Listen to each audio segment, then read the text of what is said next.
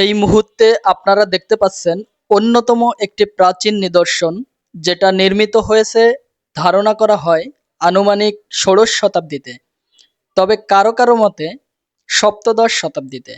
এই মঠটি স্ট্রাকচার এবং আর্কিটেকচারের ডিজাইন খুবই ইউনিক এবং যথেষ্ট এক্সপেন্সিভ।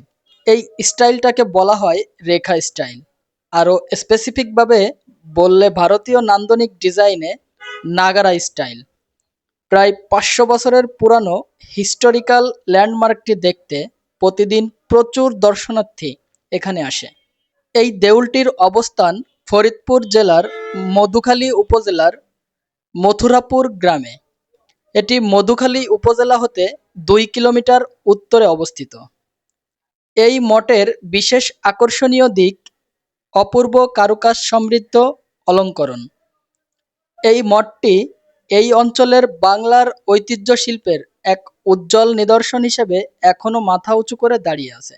এই মঠটি মূলত কে নির্মাণ করেছে তার কোনো সঠিক তথ্য পাওয়া যায়নি, কিন্তু বিশ্লেষকদের মতে ষোড়শ শতকে মুঘল সম্রাট আকবরের আমলে গভর্নর সংগ্রাম সিংহ দেউলটি বিজয় স্তম্ভ চিহ্নিত করার লক্ষ্যে নির্মাণ করেছিলেন। এর দেওয়ালের পলিশ করা ইটগুলা অতি উচ্চমানের। এই দেউলটি ১২ কোণ বিশিষ্ট এবং প্রতিটি কোণের মাঝখানে কৃত্রিমুখা স্থাপন করা। দেউলটি মাটি থেকে প্রায় ২১.২ মিটার উঁচু, যার ভিতরে ছোট একটি কক্ষ রয়েছে। দুটি প্রবেশদ্বার আছে, একটি পশ্চিমমুখী এবং একটি দক্ষিণমুখী।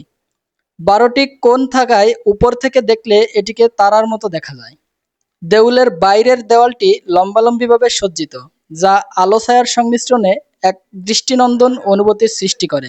পুরো স্থাপনা জুড়ে টেরাকোটার জ্যামিতিক বাহারি চিত্রাঙ্কন রয়েছে। অন্যান্য টিকে থাকা প্রাচীন নিদর্শনের মতো এই মঠটি তার সৌন্দর্য এবং রাজকীয় গুরুত্ব নিয়ে এখনও টিকে আছে।